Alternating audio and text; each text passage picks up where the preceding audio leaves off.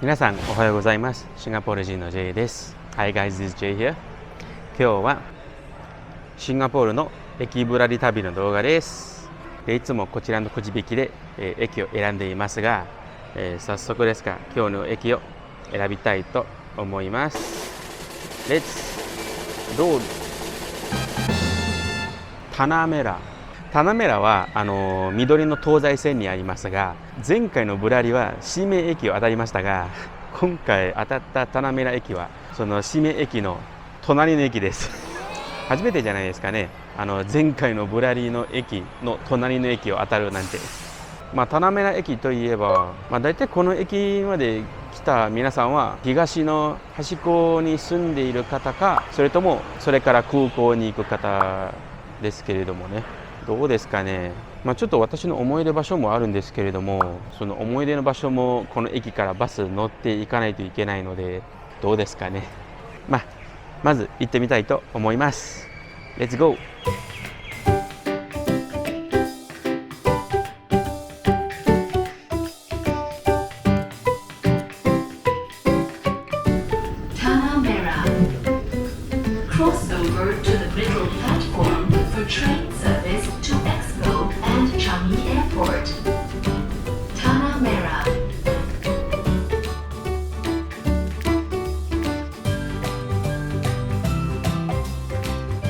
はい、ただいまタナメラ駅に来ました。で、タナメラ駅は主に出口2つあります。で、エグジット B は北側の方にありまして、周辺はほとんど私有住宅ですね。こういうコンドミニアムとか、あと、駅のすぐそばにコンドミニアムが今作っています。Google マップで見たらもうほとんどこういう感じですけれども、早速ですがちょっと駅の南側にあるエグジット A の方に戻って、そこからブラブラしてみたいと思います。 Let's go。 はい、ただいまタナメラ駅のエグジット A 南側に、います。で、これから、この周辺をブラブラしてみたいと思います。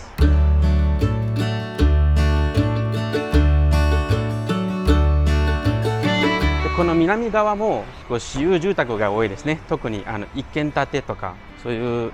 場所が多いですが、北側と南側どっちかというと南側の方がタナメラという名前と関係あるのではないかなと思っているので、南側から始めようと思います。で、いきなりですがもう坂を登ってます。はい、ただいまタナメラ駅付近の、リマオエステートという私有住宅区に入っています。リマオはマレー語でレモンのことですね。で、タナメラ駅周辺は昔はいろんな果樹園や、野菜を育てていた畑がいっぱいあったらしいです。で、タナメラという名前は、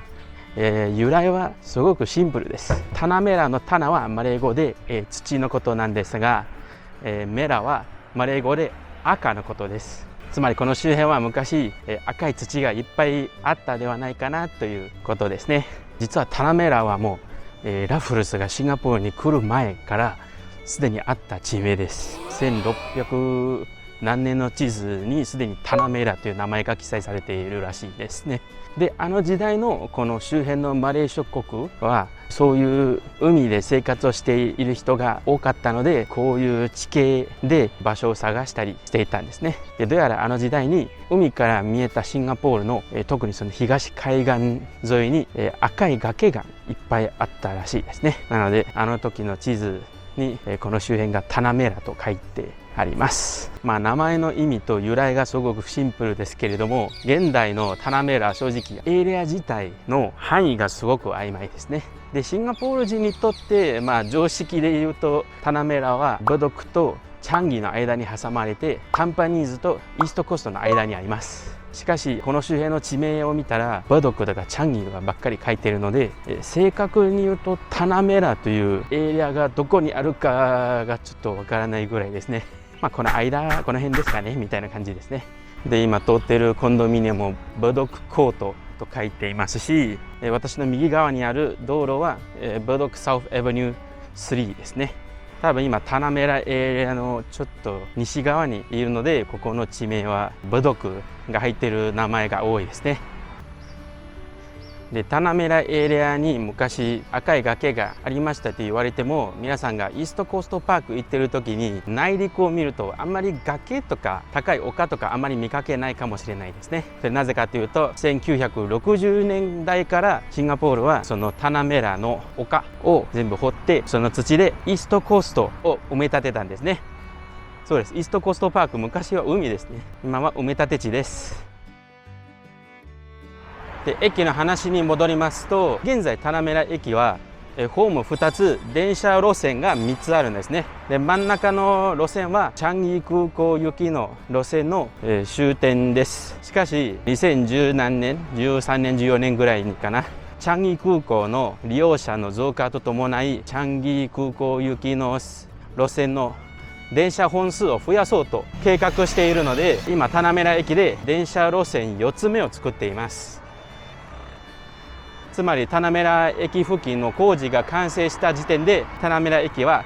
ホーム3つありまして、電車路線が4つあるんですね。で真ん中の2つはチャンギ空港行きの路線となり、外の2つは東西線となります。で現在2023年、コロナ禍後シンガポールはチャンギ空港ターミナル5の工事を再開していまして、そしてトムソンイーストコースト線、電車路線図で見たら茶色線がフェーズごとで開業していますね。最終的にイーストコーストを通してスンガイブドックまで行ける路線ですけれども、でもっと将来的にその茶色線を延長してチャンギ空港ターミナル5、一旦そこまで行って、その後でちょっと U ターンしてこのチャンギ空港駅と連結して、そしてそのチャンギ空港駅からタナメラ駅の間の路線を、それを茶色線の一部とする計画があるらしくて、つまり将来的にタナメラ駅がトムソンイーストコースト線の終点となる計画があります。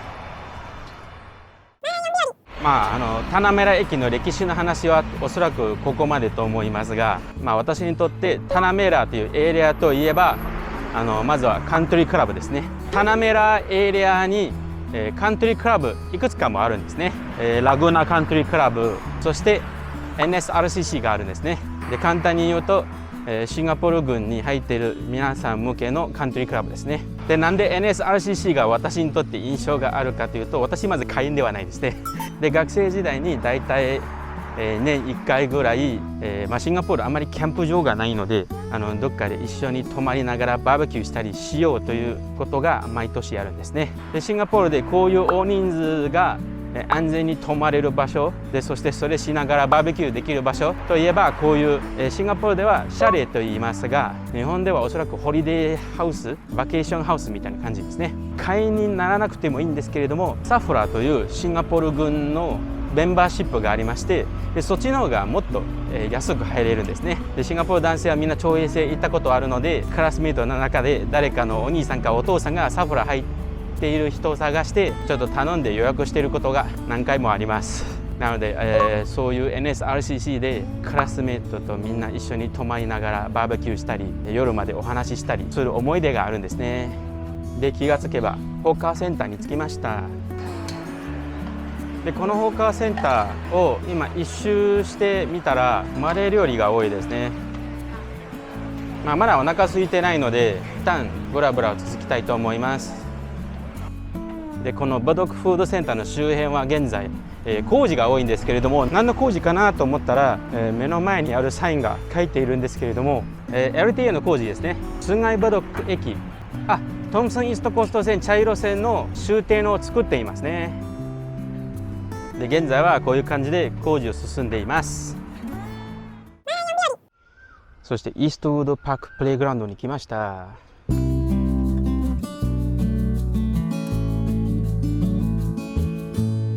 このパークコネクター、イーストコーストまで行けますかね。そして映像通りこちらのパークコネクターがそこまで行くと終わりです。なので U ターンして戻りたいと思います。で私にとってタナメラ駅が思い出にある場所、その2つ目はニューウォータービジターセンターです。一応そのエリアは撮影禁止ですけれども、この距離は多分大丈夫なので。で以前ランキングの動画で紹介しましたが、シンガポールは実は水源がすごく限られていますね。1990年代にシンガポールは水の、外来外の依存を減らすため国内で、飲料水の作り方をスタディをしたらしくて、でそのスタディの結果によってシンガポールはその時から、あと2つの方法で飲料水を作っています。で1つはもちろん海水を浄化して飲料水にするという方法ですが、もう一つは採用水ですね。言い方あれですけれども、簡単に言うとシンガポールの下水を浄化して使うということですね。でもちろんこういう話を聞いたシンガポール人すらも、こういう飲料水飲んで大丈夫ですかとビクッとする人がほとんどだったので、こちらのニューウォータービジターセンターをオープンしたんですね。その下水をどうやって処理して浄化して、そして飲料水にしているかという工程をシンガポールの皆さんに見せているということですね。なので最初にできた時、今もそうと思いますが、だいたい平日に団体で来ている学校が多いと思います。小学生か中学生かちょっと覚えていないんですが、私の場合は中学生の時に来たことがあると思います。現在みんなあんまりニューウォーターが変な印象を持っていたりすることはあまりないんですけれどもね、むしろなんかリサイクルウォーターみたいな感じで考えている人がほとんどで言いたいんですけれどもね私はそうですが。でここまで来ましたら、実は、駅路線が見えてきましたですね。目の前にあります。で、左に行くとタナメラ駅に戻りますが、もうちょっとね、今度タナメラ駅の北側まで行ってみようと考えているので、まずこの道路を渡ります。ただいまそのパークコネクタを歩いていますし、左側は私有住宅区、右側は工場団地なのでちょっと見どころがないんですけれども、ここで少し、話をさせていただきたいと思います。でこちらの動画はおそらく2023年の最後の動画になると思います。でこの時点まで見てくださった皆さん、そして今までマーレオン日和を応援してくださった皆さんに、すごく感謝を伝えたいなと思います。今まで本当にありがとうございます。もちろん2023年コロナ禍から、旅行再開しましたので、ちょっと日本にも、旅行に行ったりする時もあるんですけれども、たまにちょっと Vlog を出させていただきたいと思いますが、まだまだシンガポールのいろいろ場所であろうか文化であろうか、そしてあまり YouTube で紹介されていない部分も、これからももっと皆さんに紹介していきたいなと思っているので、ぜひ今後ともよろしくお願いしますちょっと重いですね、話がなんか The Budok Marketplace で、店の形もちょっと周辺のショップハウスをイメージしているのではないかなと思いますね。この遅めの昼を食べたら、もう一箇所だけ私の思い出の場所を後で、紹介してみたいと思います。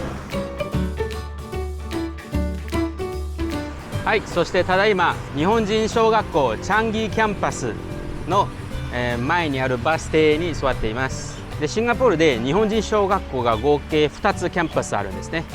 メインキャンパスはクレメンティにあります。シンガポール国立大学のすぐそばにあるんですけれども、1995年にこちらのチャンギーキャンパスができました。で通常はこの学校は一般公開はしていないので、一般シンガポール人がここに来ても入れないんですね。で実はシンガポール人にとっては、特に日本好きのシンガポール人にとっては、こちらの日本人小学校チャンギーキャンパスは年1回しか入れないんですね。でそのイベントはシンガポールの日本人会が開催している夏祭りというイベントです。入場券も販売しているので、日本好きなシンガポール人もこの会場に入って本格的な日本風の夏祭りを堪能することができるんですね。もちろん毎年のハイライトはそのサッカーフィールドの真ん中にステージを立てて、いろんなパフォーマンスもあるんですけれども、パフォーマンスの最後に盆踊りがあります。